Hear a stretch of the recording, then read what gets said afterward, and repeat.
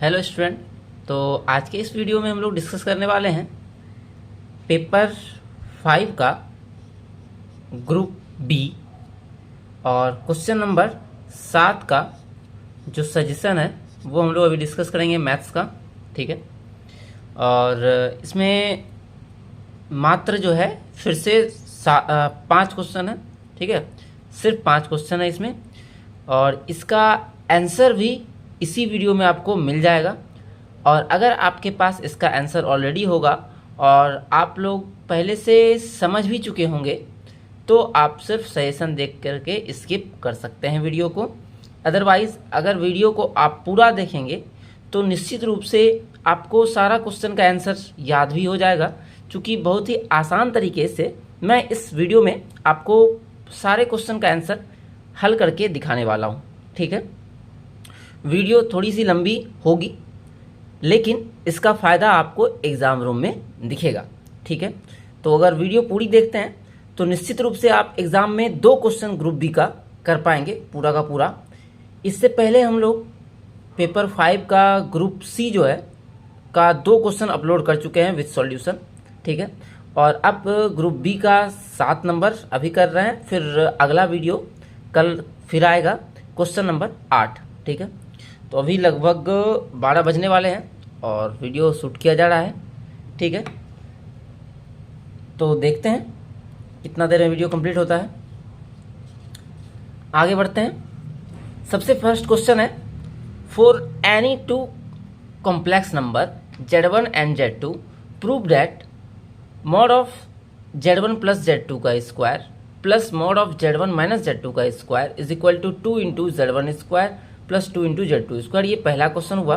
ठीक है, आपके एग्जाम में ये क्वेश्चन हो सकता है सिर्फ यहीं तक पूछा जाए।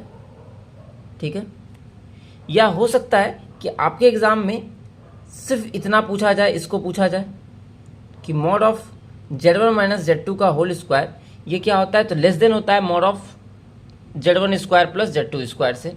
ठीक है, और या इसी में आपको एक और रिजल्ट प्रूव करने के लिए आए कि deduce that alpha plus under root alpha square plus beta square plus mod of alpha minus alpha square minus beta square का मॉड ये बराबर होगा mod of alpha plus beta mod of alpha minus beta के। यहाँ पर alpha beta के जगह पर आपका ए बी भी रह सकता है, एक्स वाई भी रह सकता है। ठीक है, जैसा होगा को उसी अकॉर्डिंग प्रूफ कर देना है। ठीक है, तो इस क्वेश्चन में एक साथ 3-4 क्वेश्चन है, तो आपके एग्जाम में जहाँ तक आए आप वहीं तक प्रूव कीजिएगा। ठीक है, और इसमें मैं सारा का सारा डिड्यूस करने वाला हूँ, यहाँ पर प्रूव करने वाला हूँ इस वीडियो में। सेकेंड क्वेश्चन है, establish the general equation of the circle in complex plane. तो जनरल इक्वेशन क्या होता है सर्कल का, ये आपको कॉम्प्लेक्स प्लेन में प्रूव करके दिखाना है। ठीक है, साथ में एक और जो आपका इक्वेशन ऑफ सर्किल पूछा जाता है, find the equation of circle having Z1 and Z2 as the extremities of the diameter. तो डायमीटर का एक्सट्रीमिटीज जो है अगर है तो उसका इक्वेशन हम लोग को निकालना है। अच्छा, ये जो 3 नंबर क्वेश्चन है इसमें कभी कभी यहाँ तक आता है और कभी कभी इसमें एक और क्वेश्चन अटैच होके आता है साथ में कि hence find the condition that the 4 complex number Z1 Z2 Z3 Z4 be concyclic. ठीक है, तो ये पूरा का पूरा भी हम लोग करेंगे। ये पूरा कभी 8 नंबर में आता है या सिर्फ इतना भी 8 नंबर में आता है, तो आपके एग्जाम में जहाँ तक आए उसको प्रूव करना है। बहुत ही आसान होता है, आप आसानी से इसको याद रख सकते हैं। फिर क्वेश्चन नंबर 4 में आते हैं हम लोग।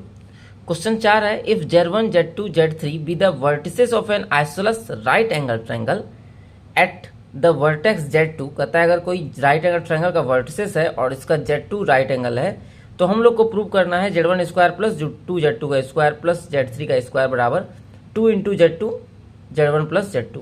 ठीक है, और सबसे लास्ट क्वेश्चन सजेशन आज के सजेशन का, prove that the point Z1 Z2 अगर ये Z1 Z2 Z3 vertices of equilateral triangle है। ठीक है, पिछले बार आइसोसलेस था, यह है इक्विलेटरल ट्रायंगल है, तो हम लोग को दिखाना है कि Z1 square plus Z2 square plus Z3 square is equal to Z1 Z2 plus Z2 Z3 plus Z3 Z1। ठीक है, अब हम लोग क्या करने वाले हैं, तो पूरा सजेशन को सॉल्व करने वाले हैं। ठीक है, इसमें जितना भी टाइम लगे, आधा घंटा पौने घंटा, इसको हम लोग प्रूव करने वाले हैं अभी। ठीक है, तो अगर आपको इसका प्रूफ सबका आ रहा है, आपके पास आंसर वगैरह सब है, तो आप यहाँ से वीडियो को स्किप कर सकते हैं।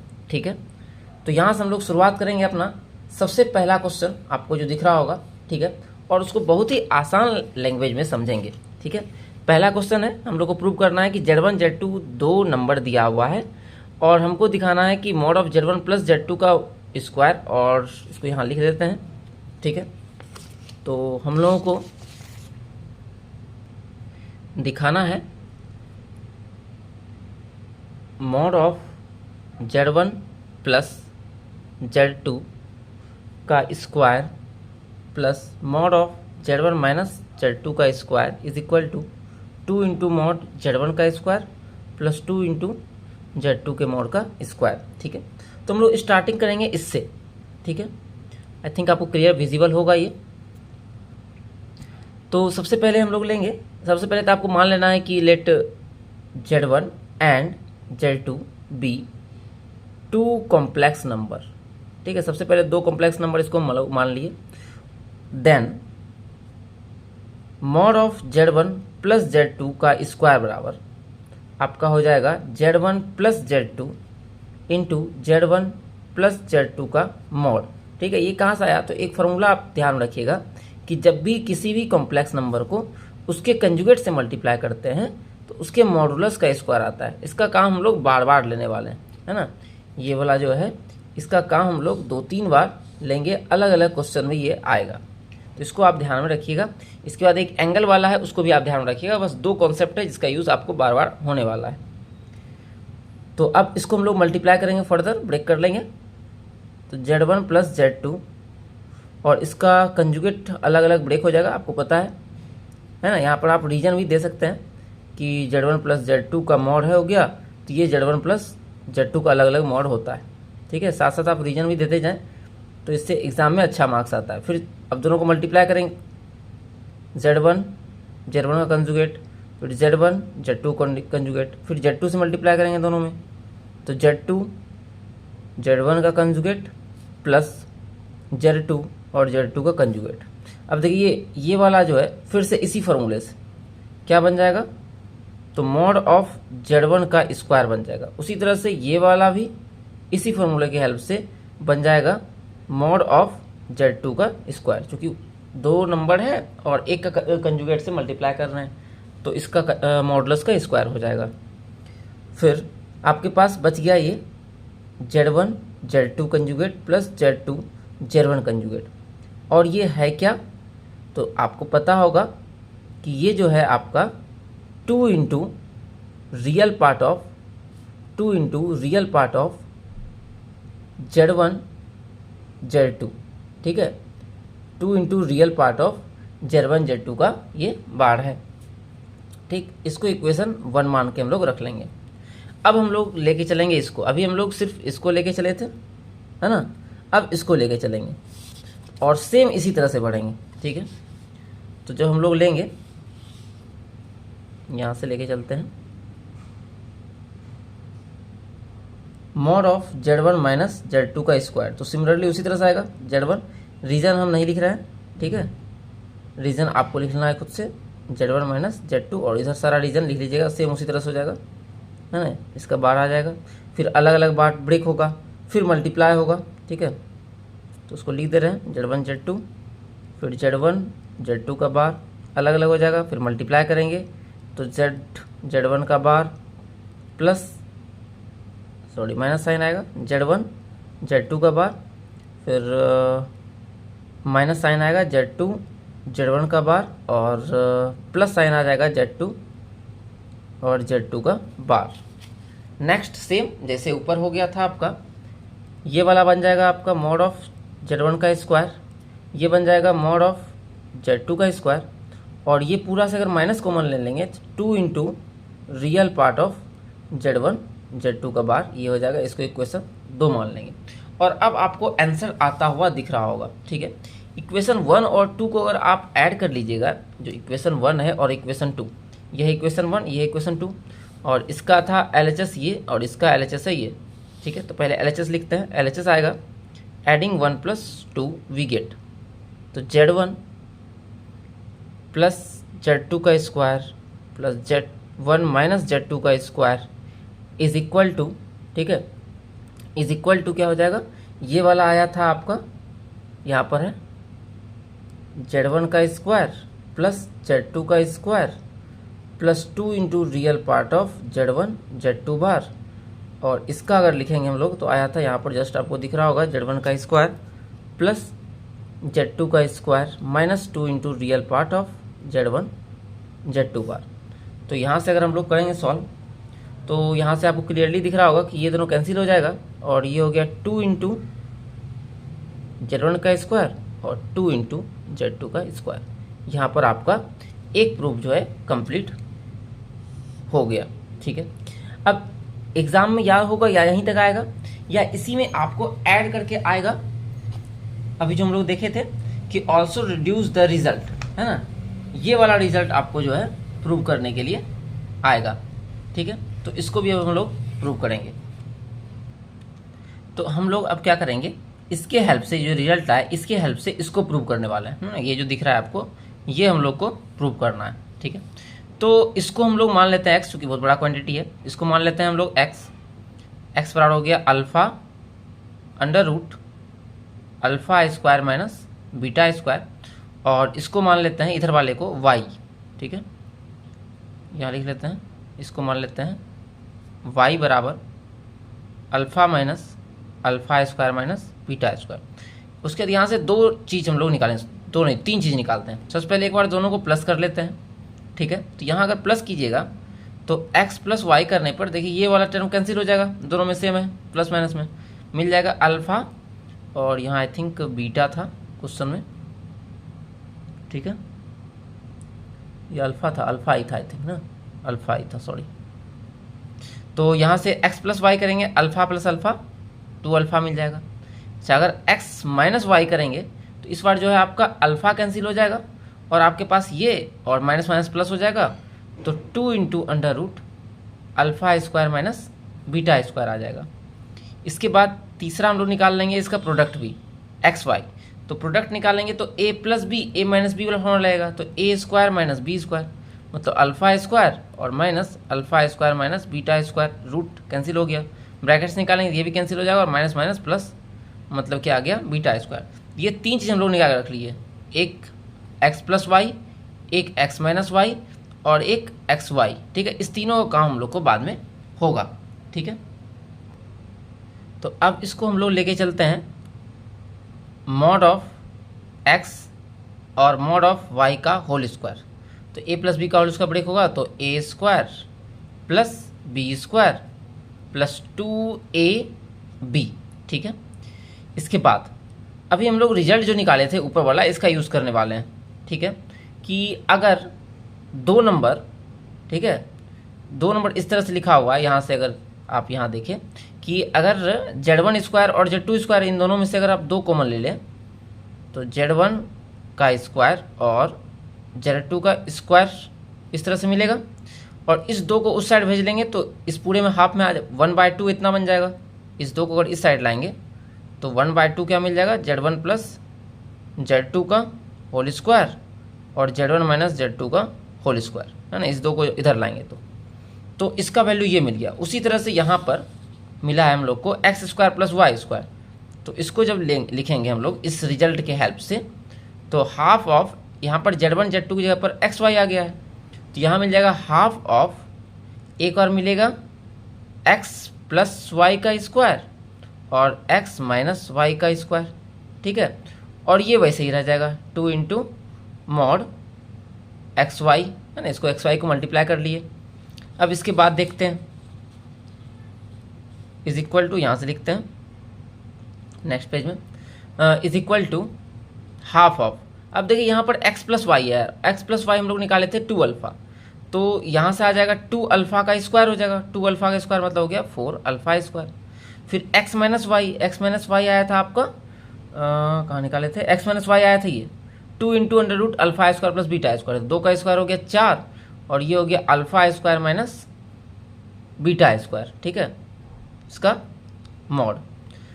इसके बाद ये हो गया ब्रैकेट बंद। उसके बाद ये जो एक्स वाई था, एक्स वाई का वैल्यू निकाले थे हम लोग बीटा स्क्वायर, तो 2 इंटू बीटा स्क्वायर। इसको फर्दर सॉल्व करते हैं तो 2 से मल्टीप्लाई होगा तो यहाँ मिलेगा 2 अल्फा स्क्वायर, यहाँ से भी 2 कट जाएगा, 2 इंटू अल्फा स्क्वायर और माइनस बीटा स्क्वायर, और ये हो गया आपका 2 बीटा स्क्वायर। तो ये आपका 2 अल्फा स्क्वायर 2 बीटा स्क्वायर को यहाँ लिख लेते हैं, और 2 इंटू इसको जो है हम लोग लिख लेते हैं अल्फ़ा प्लस बीटा और अल्फ़ा माइनस बीटा। इसमें इसको ब्रेक कर लिए ए प्लस बी इंटू ए माइनस बी में, ठीक है। अब यहाँ से ये जो आपको दिख रहा है, ठीक है, अगर फिर से ध्यान लगाइएगा जो गिवन इक्वेशन था, फिर वहाँ आते हैं 2 इंटू Z1 का मॉड और 2 इंटू Z2 का मॉड का स्क्वायर, ये बराबर होता है Z1 प्लस Z2 का square plus Z1 minus Z2 का स्क्वायर, है ना। यहाँ 2 गुना है ही, तो सेम उसी तरह से हम लोग को मिला है 2 into alpha square 2 into beta square, तो ये भी क्या मिल जाएगा अल्फ़ा प्लस बीटा का स्क्वायर और प्लस अल्फ़ा माइनस बीटा का स्क्वायर, ठीक है। और ये तो है ही आपका 2 इंटू अल्फ़ा प्लस बीटा और अल्फ़ा माइनस बीटा। अब एज अ होल अगर आप देखिए यहाँ पर, तो आपको मिल गया A square plus B square plus 2ab, और ये किसका फॉर्मूला होता है ए प्लस बी के होल स्क्वायर का। तो इसको हम लोग लिख लेंगे ए की जगह पर है alpha plus beta, plus B की जगह पर है अल्फ़ा माइनस बीटा, और इस पूरे का आपका हो जाएगा होल स्क्वायर। अच्छा, लेके हम लोग चले क्या थे, तो x प्लस वाई का होल स्क्वायर, है ना, हम लोग लेके चले थे mod of x plus mod of y का होल स्क्वायर। तो स्क्वायर रूट लेंगे तो स्क्वायर कैंसिल हो जाएगा।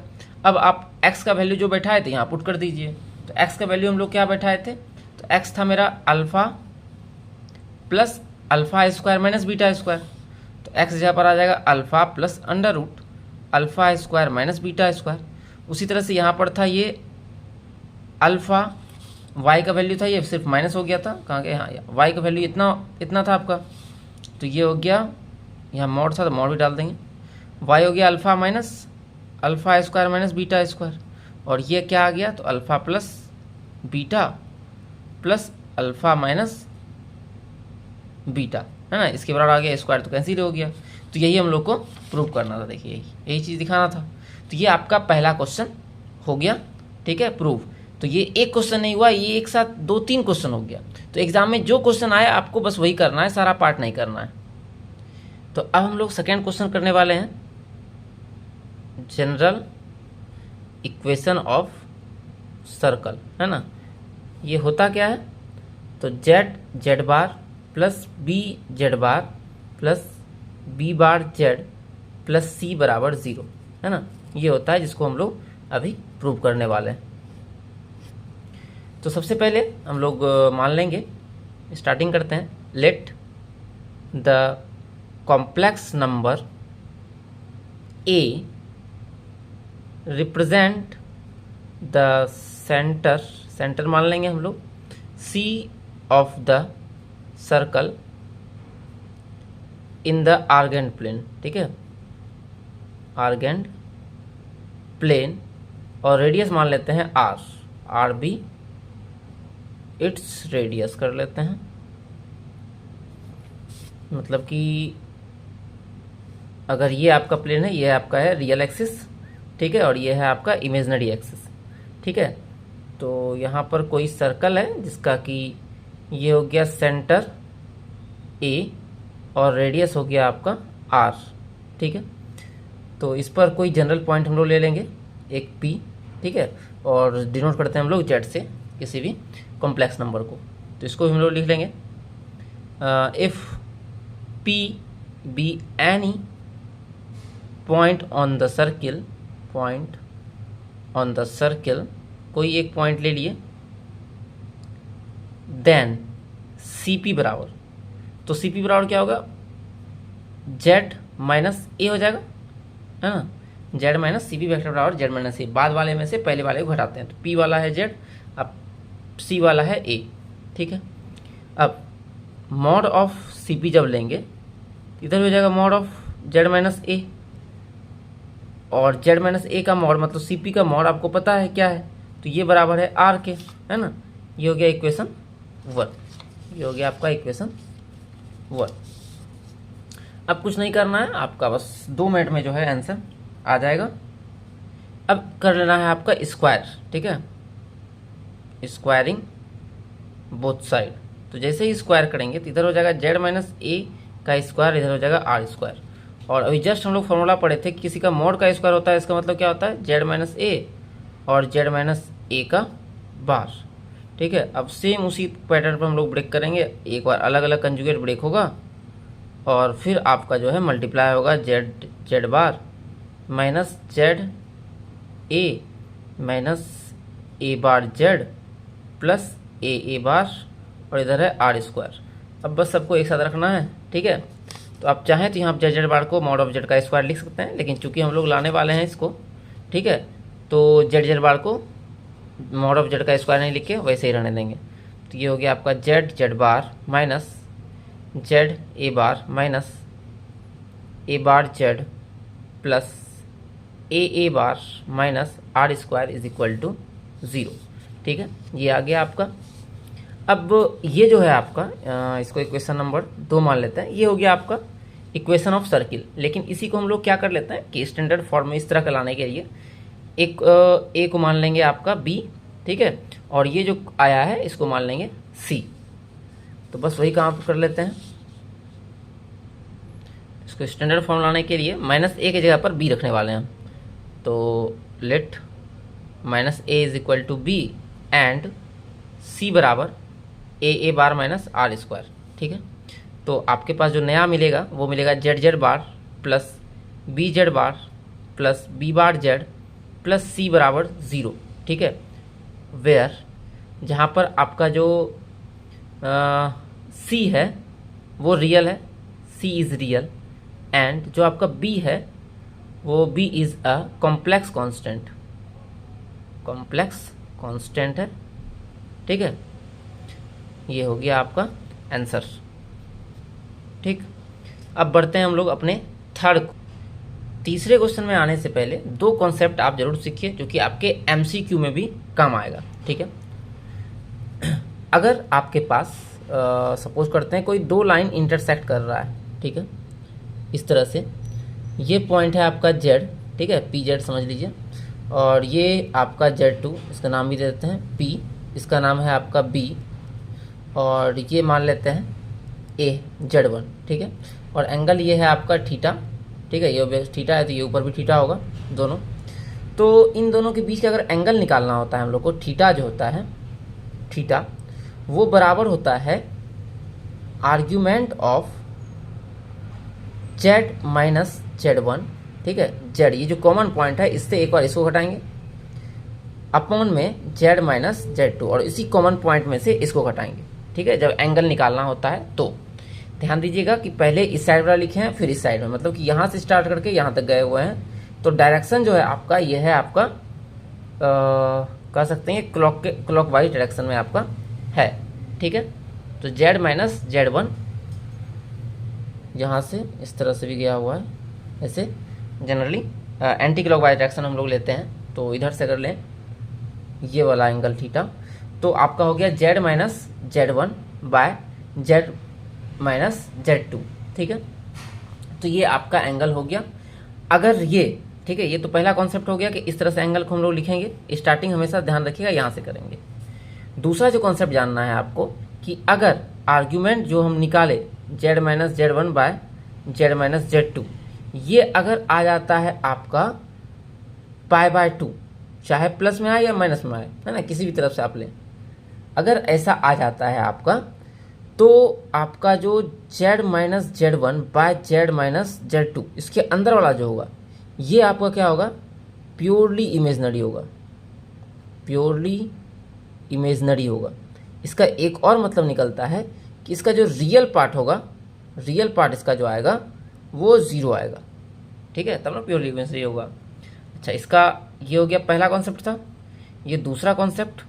तीसरा कॉन्सेप्ट कि अगर ये जो आर्गुमेंट है Z minus Z one by Z minus Z two ये आ जाए आपका, यहाँ आया था प्लस माइनस π/2, अगर आ जाए 0 या आ जाए पाई, है ना, अगर इन दोनों में से कोई आ जाता है तो ये हो जाता है आपका जो अंदर वाला है Z minus जेड1 Z minus Z two, ये हो जाएगा आपका प्योरली रियल, प्योरली रियल। मतलब इस बार क्या होगा, तो इमेजनरी पार्ट जो है इसका वो 0 होगा। ठीक है, तो ये तीनों कॉन्सेप्ट को भी आप ध्यान में रखिएगा। इसका काम अभी आपको पढ़ने वाला है प्रूफ में और आगे भी साथ में MCQ में। ठीक है, तो अगर आपका अब हाथ लाइक पर जाना चाह रहा है तो निश्चित रूप से एक बार लाइक पर जाइए और लाइक बटन को दबा दीजिए और किसी एक दोस्त के साथ आप शेयर कर दें तो सोने पर सुहागा हो जाएगा। ठीक है, तो और इन दोनों में से कोई काम नहीं भी करते हैं तो वीडियो को देखते रहें। ठीक है, आपको एग्ज़ाम में देखिए फ़ायदा ज़रूर मिलेगा और कमेंट करके बताइएगा आपको एग्ज़ाम के बाद क्या फ़ायदा मिला है। क्योंकि 5 ही क्वेश्चन हम लोग करने वाले हैं और उसी 5 क्वेश्चन का आप तैयारी करके जाइएगा तो भी आप निश्चित रूप से 70% मार्क्स गेन कर पाएंगे एग्ज़ाम में। ठीक है, स्टार्ट करते हैं हम लोग अपना। इस बार हम उतना लिखेंगे नहीं, वो आप लिख लीजिएगा। ठीक है, सिर्फ हम फिगर बना के काम कर रहे हैं। हमारे पास क्या दिया हुआ है कि एक सर्कल का इक्वेशन निकालना है जिसका डायमीटर का एक्सट्रीमिटीज़ हम लोग को गिवन है ना। मान लेते हैं कि ए और बी है Z2, ए है Z1 और यहाँ कोई पॉइंट है आपका, हम लोग पॉइंट है नहीं, पॉइंट हम लोग लेंगे एक P। ठीक है, यह है आपका सेंटर। अब इसमें एक कॉन्सेप्ट आप ये जानते होंगे कि डायमीटर क्या करता है, तो सेमी सर्कल में एंगल जो बनता है वो 90 बनता है। मतलब डायमीटर कहीं भी एंगल बनाएगा, इसमें यहाँ बनाए या यहाँ बनाए, कहीं पर एंगल लेते ये हमेशा 90 बनता है। ठीक है, इस कॉन्सेप्ट का यहाँ पर यूज़ होगा। तो आपको क्या मानना है, सबसे पहले तो आप मान लीजिएगा कि let Z1 and Z2 be the 2 points A and B on the circle. ठीक है, और फिर लेट P, इसको मान लेंगे Z, B any point on the circle ले लेंगे या सर्कमफ्रेंस ऑफ द सर्कल। उसके बाद ये लाइन भी लिख देंगे कि we know that angle APB is equal to π/2। ठीक है, या राइट एंगल, इन दोनों में से आप कुछ भी लिख के और उसके बाद हम लोग स्टार्ट करेंगे। ठीक है, we know that angle between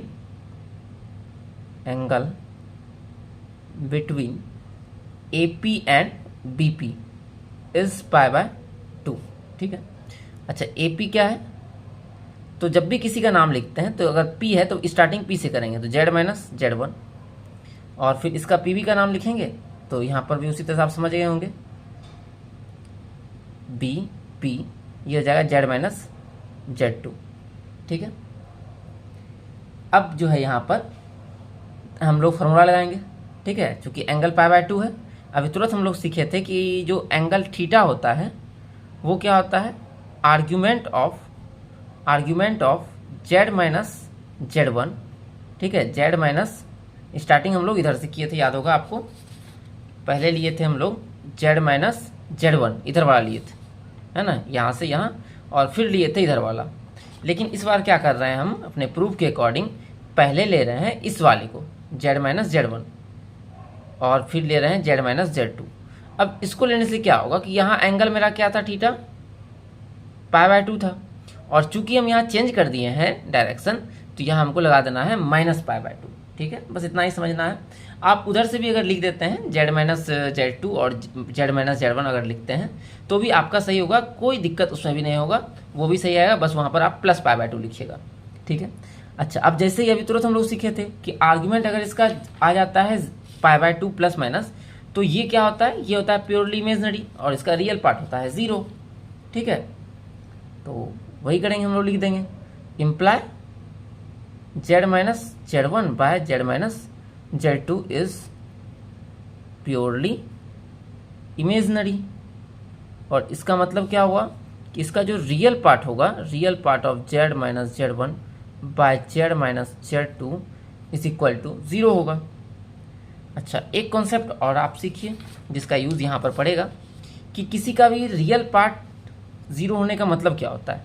ठीक है, तो अगर आप किसी भी नंबर को Z, जैसे Z का मान लेते हैं A + IB अगर कॉम्प्लेक्स नंबर है, इसका Z बार निकालिएगा तो आएगा A - IB, इसका कंजुगेट निकालेंगे तो। ठीक है, और इन दोनों को जब जोड़ेंगे Z + Z बार तो आपके पास आएगा 2 ×